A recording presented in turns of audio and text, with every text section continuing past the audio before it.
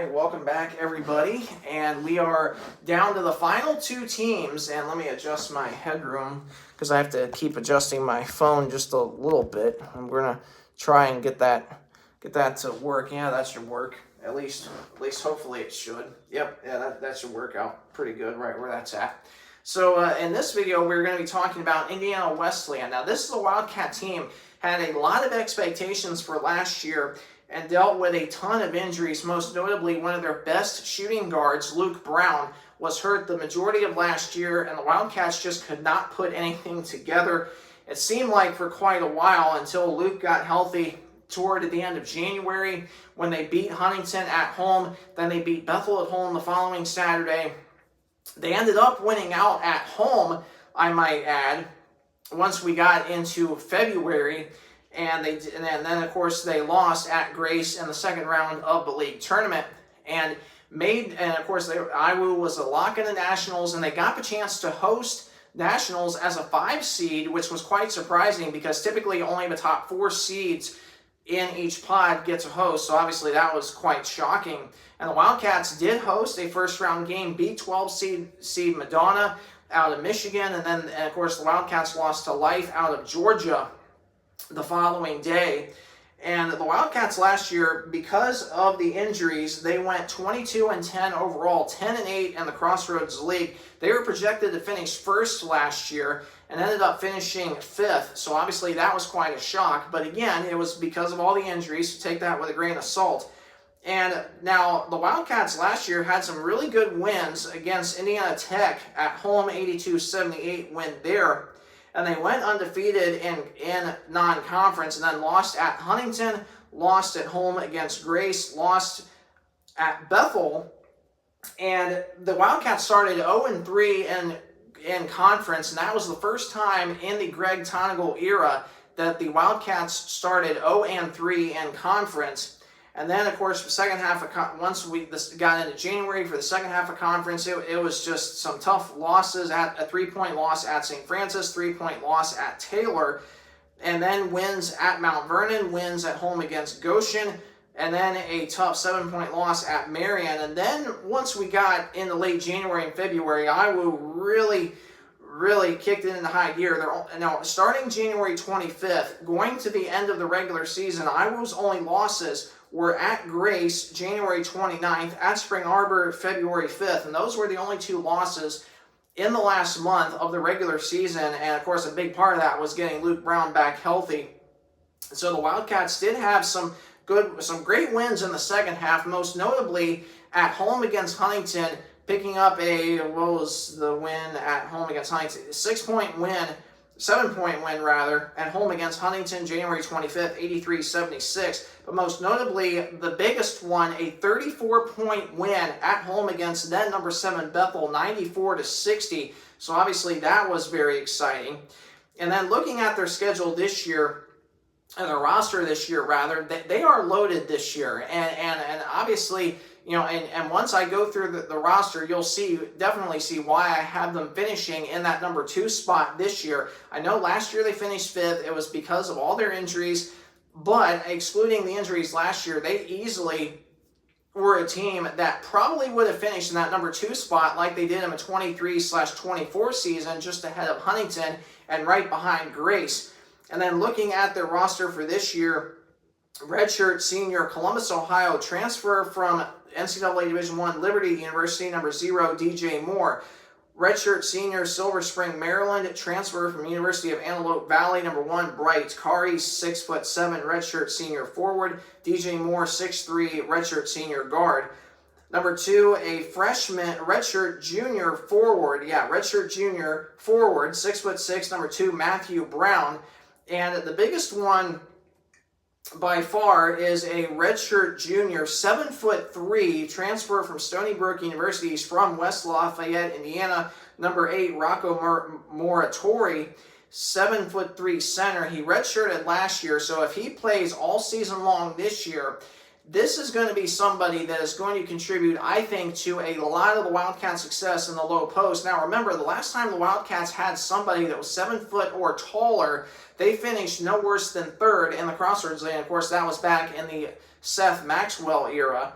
And then looking at down the list from there, Jackson Gold, 6'2" junior guard, Warsaw, Indiana. Now Jackson, I've seen on social media that unfortunately it looks like he's going to be out this year due to an ACL injury. So obviously we wish him the best and pray for God's healing and that he heals up and is more than ready to go for next year. A freshman guard, 6'3", New Palestine, Indiana, number 11, Julius Gizzi, who is the brother of Max Gizzi that played for Huntington last year. Prior to Huntington, Max played at Marion. Max is playing at the NCAA Division I level, University of Minnesota, for this year. And then looking at, if I did not mention for Jackson Gold, Warsaw, Indiana, Gizzi, New Palestine, Indiana. A junior guard, 6'2", from Tipton, Indiana, transfer from Olivet Nazarene University, number 14, Connor Hassong. A 6'1" guard, 6'1" sophomore guard from Selma, Indiana, number 20, Isaac Andrews. 5'11" freshman guard from Greenwood, Indiana, number 21, Noah Reed, who is the brother of Izzy Reed, who just graduated from IWU back in May. She played on IWU women's team, and she just got married actually as well last month.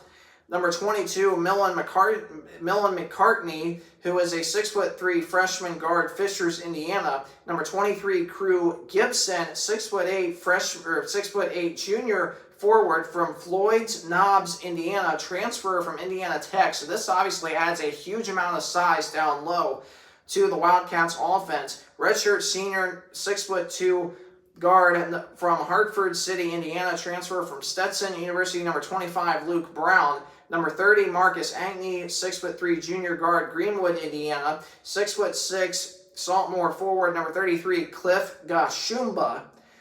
Number 34, Jake Smith, 6'6", sophomore forward from Dyer, Indiana. And 6'7", redshirt junior, Fort Wayne, Indiana. 6'7", redshirt junior forward, Fort Wayne, Indiana. Number 35, Cademan Bontrager. And a 6'7" freshman forward from Kaunas, Lithuania. Number 42, Kevin Sakis. And that is the roster for the Wildcats. So looking at that, you can probably definitely see why I have them finishing in that number 2 spot, just ahead of Huntington and just behind Grace. And speaking of Grace, we are going to look now at their roster for this year. And this is a Grace men's team that had a phenomenal year last year. Now, they did lose Carter Stolfus, who went to play this year at NCAA Division I, University of Southern Indiana. So looking at the Grace Lancers, last year they had a great year, 29-6 overall, 15-3 in the Crossroads League. They were that number 1 seed last year, and then of course looking at their coaches, head coach Scott Moore is in his 7th year as the men's head coach. So a huge congratulations to Scott Moore. Does a phenomenal job with the Grace College Lancers, and he's had lots of success as a head coach in his 7th year coaching them. Now, in his 7 years going into this year, 160-45 overall, 77-29 in conference. So obviously some really, really good statistics there. And obviously, no wonder that they have so much success each and every year. And other coaches that did lead the Lancers to some big wins last year in the absence of Coach Moore are his 2 associate head coaches, Jordan Wiegner and Stephen Halstead, and then also his Scott Moore's assistant coach, Charlie Warner, who played under Coach Moore played under Coach Moore for a couple of seasons, but Charlie Warner played at Grace from 2016 to 2020. And he was a phenomenal player for the Lancers. Hit some huge threes, some threes 35, 40 feet back. So obviously he was a prolific three-point shooter. Pardon me.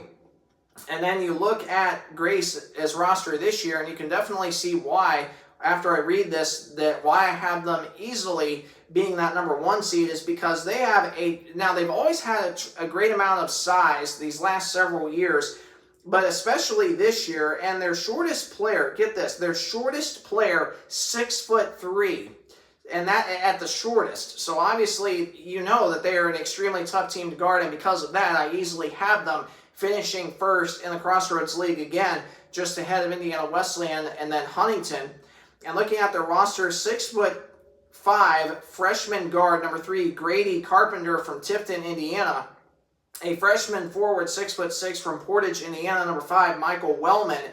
Saltmore guard, 6'5" from Fort Wayne, Indiana, number 10, Cannon Hauser. 6'7" freshman forward from North Manchester, Indiana, number 11, Gavin Betton.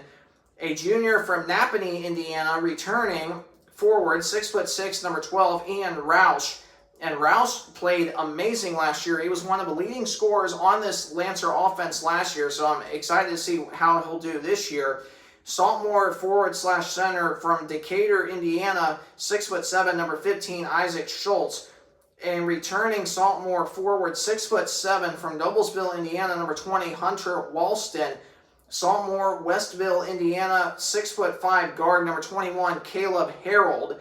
A forward/center, 6'8", freshman, Napanee, Indiana, number 22, Tyler Roush, the brother of Ian Roush, I'm sure. So obviously, having two brothers playing on the same team, that's obviously going to be quite exciting to watch.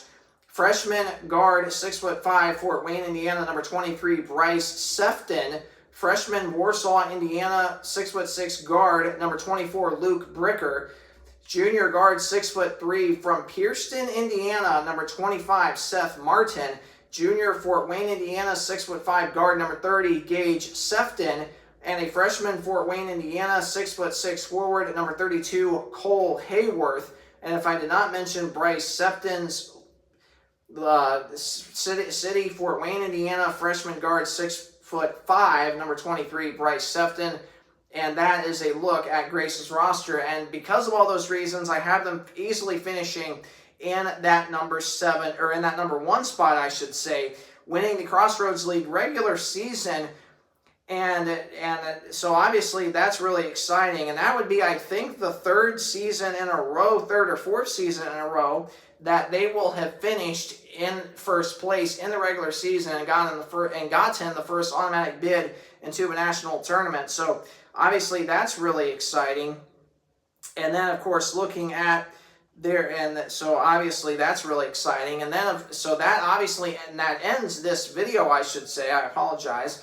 That officially ends this video previewing the men's side of the Crossroads League, where the top 10 teams, or the top 10, or the top, where the 10 teams in the Crossroads League, where all of them will finish from 10th to 1st, going bottom to up. And I hope you enjoyed this 3-part video previewing all of that.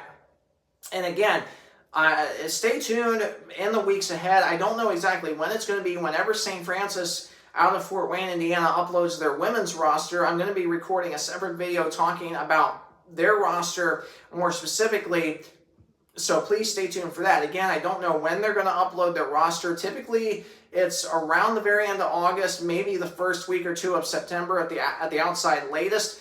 So roughly around that time is when I should be recording that separate video previewing, well, not previewing their season, but talking more specifically about their roster and why I have them finishing in that number 3 spot on the women's side.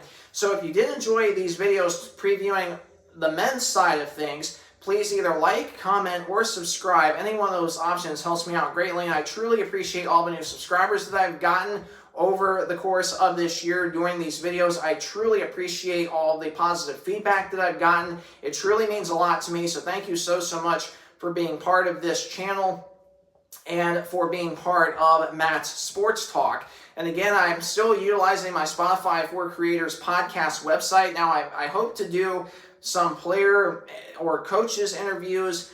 I don't know if I'm going to get around to it this year or not. I hope to, maybe at the end of this season. So if you are a coach or a player from any of the 10 teams in the Crossroads League, you can find me on that platform.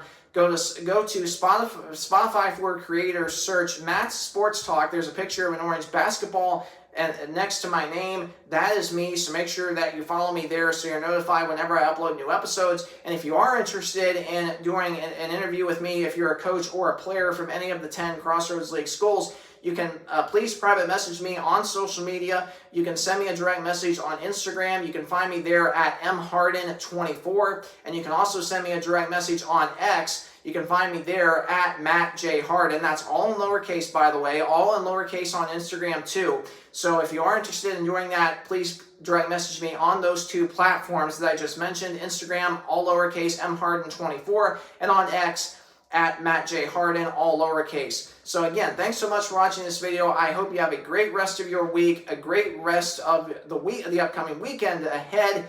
And thanks again for tuning into this video, and God bless.